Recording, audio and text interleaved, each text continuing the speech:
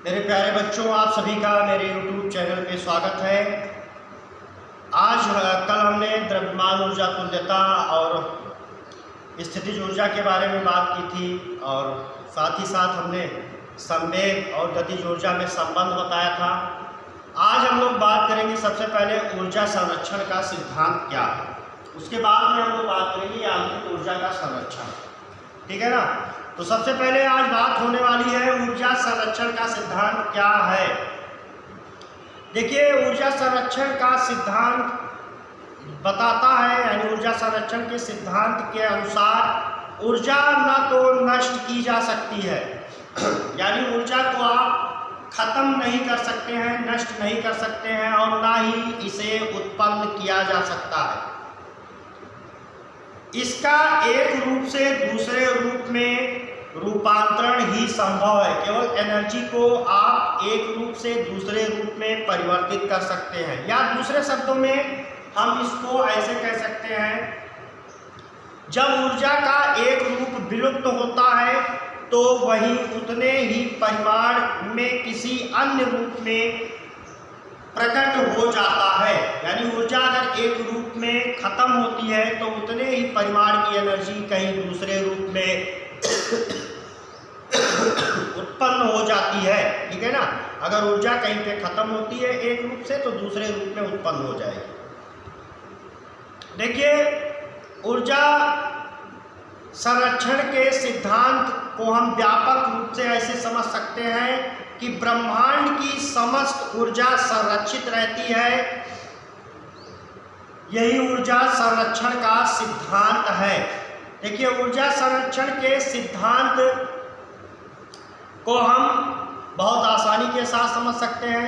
आप लोग सपोज कीजिए कि अगर मान लीजिए कि आपने किसी बैटरी को चार्ज कर लिया, अब उस बैटरी से आप किसी बल्ब को जला रहे हैं, तो बैटरी में संचित थी जो ऊर्जा, वो विद्युत ऊर्जा बल्ब को जलाने में प्रयुक्त हो रही है, और बैटरी धीरे धीरे डिस्चार्ज हो रही है, और बल्ब हमको क्या दे रहा है, प्रकाश दे रहा है। यानी वो विद्युत ऊर्जा प्रकाश ऊर्जा में बदल रही है।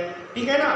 तो ये आप सीधा सीधा समझे रहेंगे कि ऊर्जा संरक्षण के सिद्धांत के अनुसार ऊर्जा को ना तो उत्पन्न किया जा सकता है और ना ही नष्ट किया जा सकता है। अब हम बात करने वाले हैं यांत्रिक ऊर्जा का संरक्षण क्या होता है। देखिएगा, यांत्रिक ऊर्जा संरक्षण के अनुसार किसी भी वस्तु की जो कुल ऊर्जा होती है, यानी गतिज ऊर्जा और स्थितिज ऊर्जा का योग जो होता है वो हमेशा नियत रहता है।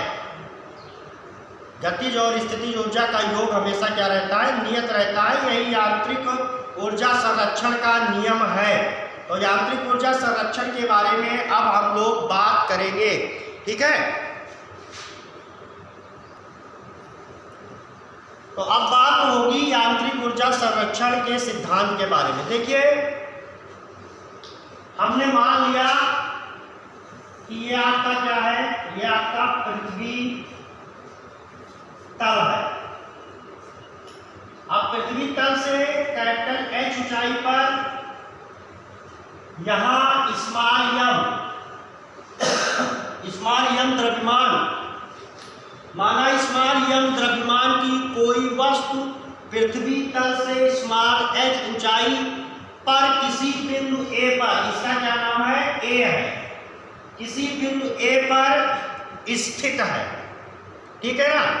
देखिए, यांत्रिक ऊर्जा संरक्षण के अनुसार अगर हम ये सिद्ध कर दें कि ये वस्तु जो यहाँ पे है A पे, इसकी जितनी कुल ऊर्जा यहाँ पे जितना है उतने कुल ऊर्जा इसकी यहाँ पे आ जाए और उतने कुल ऊर्जा यहाँ पे आ जाए, यानी हर बिंदु पे अगर इसकी कुल ऊर्जा का मतलब E बराबर K प्लस U, यानी E का मान जितना यहाँ पे आए उतने यहाँ पे आए उतने यहाँ पे आए, और हर बिंदुओं पे समान हो, तो यह स्पष्ट हो जाएगा कि यांत्रिक ऊर्जा संरक्षित रहती है।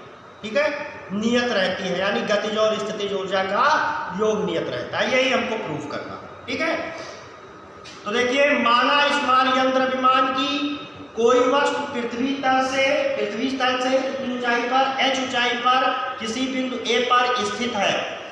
अब देखिए, जब ये बिंदु A पर स्थित है तब वस्तु की गतिज ऊर्जा, देखिए ए पर है, जब वस्तु ए पर है तब ए पर स्थित है, तब गतिज ऊर्जा, गतिज ऊर्जा, तो गतिज ऊर्जा कितनी हो जाएगी? गतिज ऊर्जा आपकी हो जाएगी K बराबर हाफ mv स्क्वायर। अब स्थित है का मतलब ये क्या है? रखी है, यानी गति नहीं कर रही है। तो जब गति नहीं कर रही है तो इसकी गतिज ऊर्जा क्या हो जाएगी? 0। और स्थितिज ऊर्जा क्या हो जाएगी? स्थितिज ऊर्जा, तो स्थितिज ऊर्जा आपकी क्या हो जाएगी? U बराबर mgh, द्रव्यमान गुणे ऊंचाई गुणे गुरुत्वीय त्वरण, यानी U बराबर क्या हो जाएगा? mgh। अब देखिए इधर कुल ऊर्जा A पर वस्तु की संपूर्ण ऊर्जा, A पर वस्तु की संपूर्ण ऊर्जा यानी कुल ऊर्जा कितनी हो जाएगी? E बराबर K प्लस U, तो आपकी कितनी हो जाएगी? 0। और U का मान कितना है? mgh, यानी कुल ऊर्जा आपको E बराबर क्या मिल जाएगी? mgh मिल गई। ठीक है ना? इसको क्या मान लेंगे? इक्वेशन 1 मान लेंगे। समझ रहे हैं बात? तो ये आपका जब वस्तु A पर है तब उसकी कुल ऊर्जा मिल गई आपको mgh। ठीक है, हमने देखा कैसे निकाला। हमने केवल इतने मान लिया है कि स्मॉल m द्रव्यमान की कोई वस्तु है जो पृथ्वी तल से स्मॉल h ऊंचाई पर किसी बिंदु A पर स्थित है, तब उसकी गतिज ऊर्जा मैंने निकाल लिया।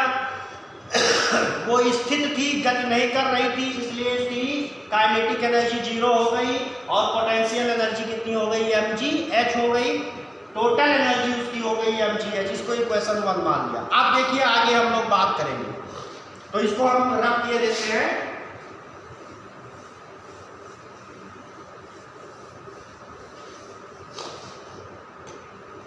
अब देखिए, अब हमने माना कि वस्तु A से बिंदु B तक x मीटर की दूरी, यानी A से कहां पहुंच गई? यहां पे पहुंच गई बिंदु B पर। A से कहां तक पहुंच गई? बिंदु B तक। और ये दूरी कितनी है? x दूरी। ठीक है, अब माना वस्तु, इक्वेशन 1 आपको यही मिला है, U बराबर, सॉरी इक्वेशन 1 आपको क्या मिला है? E बराबर mgh। ये आपको समीकरण 1 मिल चुका है। ठीक है ना? तो अब माना वस्तु A से B तक x मीटर की दूरी तय करती है। A से B तक कितनी दूरी तय करती है? x मीटर की दूरी तय करती है। ठीक है, और B पर है वस्तु, कहां पर है आपकी? B पर। कहां पर है? B पर।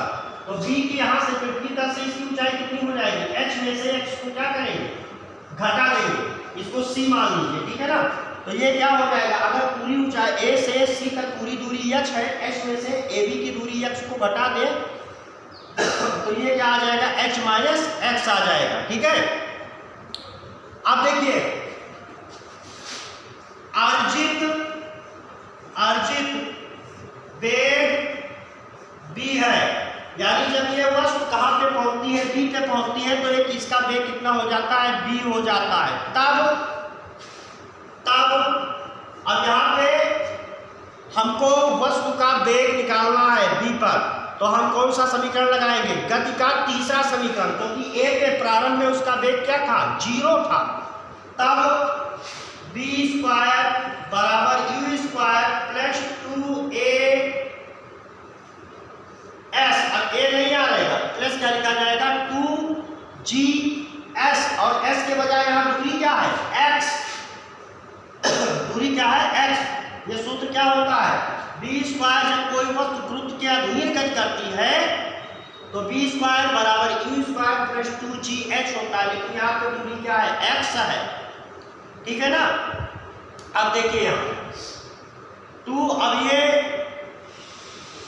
u क्या हो जाएगा, u क्या हो जाएगा 0, क्योंकि जब a पे थी वस्तु तब वो स्थित थी, रखी थी, स्थिर थी, गतिमान नहीं थी, यानी प्रारंभिक वेग u क्या था, 0 था।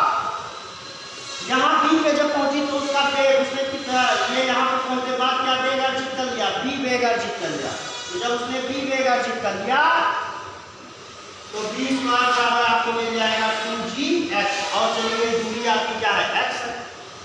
अब देखिए b पर गतिज ऊर्जा, तो b पे गतिज ऊर्जा कितनी हो जाएगी, गतिज ऊर्जा हो जाएगी k बराबर हाफ mv स्क्वायर। अब b का यहाँ पे क्या करें, मान रख दे, तो k बराबर हाफ mv स्क्वायर का मान क्या है 2gx, तो 2 से 2 क्या हो जाएगा, यानी k बराबर आपको क्या मिल जाएगा mgx, क्या मिल गया mgx। अब देखिए इधर b पर वस्तु की स्थितिज ऊर्जा, अब b पर हम क्या निकालेंगे, वस्तु की स्थितिज ऊर्जा निकालेंगे। तो b पर वस्तु की स्थितिज ऊर्जा क्या हो जाएगी, पोटेंशियल एनर्जी, तो स्थितिज ऊर्जा हो जाएगी u बराबर mg, और देखिए b से पृथ्वी तक की दूरी कितनी है, तो यहाँ पे है h माइनस x, ये क्या हो जाएगी, स्थितिज ऊर्जा हो जाएगी। अब जब ये स्थितिज ऊर्जा हो गई तो हम क्या लिखेंगे यहाँ पर, b पर वस्तु की कुल यानी संपूर्ण ऊर्जा, तो b पर वस्तु की संपूर्ण ऊर्जा कितनी हो जाएगी, कुल ऊर्जा कितनी हो जाएगी, तो b पर वस्तु की संपूर्ण ऊर्जा हो जाएगी E बराबर k प्लस u, तो E बराबर b पर k का मान कितना निकला है mgx, और u का मान कितना है mgh माइनस x, तो यहाँ पे क्या लिखेंगे mgh माइनस x।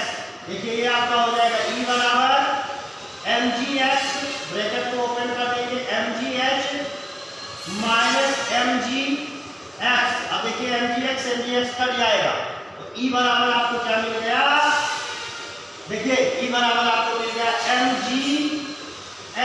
अब इसको हम E के बजाय E भी लिख सकते हैं ना, या इक्वेशन इसको क्या मान लेंगे, 2 मान लेंगे, ठीक है ना। इक्वेशन क्या होगा, ये 2 हो गया, यानी बिंदु B पर भी कुल ऊर्जा mgh ही आई, और बिंदु A पर भी कुल ऊर्जा कितनी आई थी, mgh आई थी, हमने निकाला था। अब हम लोग क्या निकालेंगे कि वस्तु आपकी यात्रा के दौरान कहाँ पहुंच जाती है, बिंदु C पर पहुंच जाती है, जो लगभग पृथ्वी के संपर्क में है। ये आपकी पृथ्वी है और ये आपकी वस्तु यहाँ पे पहुंच जाती है, जो पृथ्वी के लगभग क्या है, संपर्क में है, ठीक है। तो अब इसको आप लोग नोट करेंगे, तब हम लोग बात करेंगे।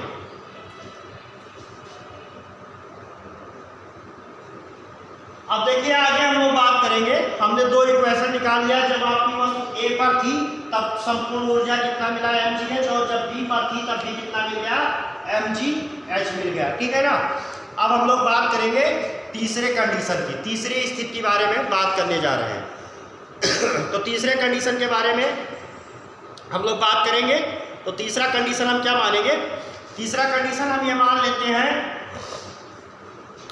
कि अब हमने मान लिया कि ये वस्तु जो हमारी है ये अपनी यात्रा के दौरान कहाँ पे पहुंच जाती है, C पे पहुंच जाती है। कहाँ पे पहुंच जाती है, C पे पहुंच जाती है, जो लगभग पृथ्वी के संपर्क में है। ये जो C बिंदु है वो क्या है, पृथ्वी के संपर्क में है। इस अवधि में A से C तक वस्तु द्वारा अर्जित जो वेग है, यानी A से C तक पर पहुंचने में जो वस्तु का वेग है वो क्या है, b डैश है। कितना है, b डैश है। तो देखिए b डैश मान ले, या मान लीजिए कि वस्तु के वेग को हम b ही मान लें, या बी डैश मान लें, जो कुछ मान लें। तो देखिए इधर, तो अब यह है कि कहाँ पे पहुंच जाती है, सी पे। तो देखिए इधर, जब वस्तु सी पर पहुंच जाती है तब वस्तु द्वारा अर्जित वेग बी डैश है। तो कौन सा समीकरण फिर लगाएंगे, गति का तीसरा समीकरण। तो देखिए इधर, ए से सी तक गति के लिए, ए से सी तक गति के लिए, तो गति का तीसरा समीकरण बी डैश स्क्वायर यानी बी स्क्वायर बराबर यू स्क्वायर प्लस 2g। अब ये दूरी कितनी है, ए से सी तक दूरी कितनी है, h। यहाँ पे देखिए वेग कितना अर्जित कर देता है, फिर वेग बी डैश, तो बी डैश स्क्वायर ए पर कितना था वेग, प्रारंभिक वेग ए पर u बराबर क्या है, 0 है, और सी पे पहुंची तो वेग क्या हो गया, बी डैश हो गया, ठीक है ना। तो अंतिम वेग 0 प्लस 2gh यानी बी डैश बराबर आपको मिल जाएगा, बी डैश स्क्वायर बराबर मिल जाएगा 2gh। तो वस्तु की सी पर स्थितिज ऊर्जा, सी पर गतिज ऊर्जा, सबसे पहले क्या निकाल ले, सी पर गतिज ऊर्जा। तो गतिज ऊर्जा क्या हो जाएगा, के बराबर half M B dash square.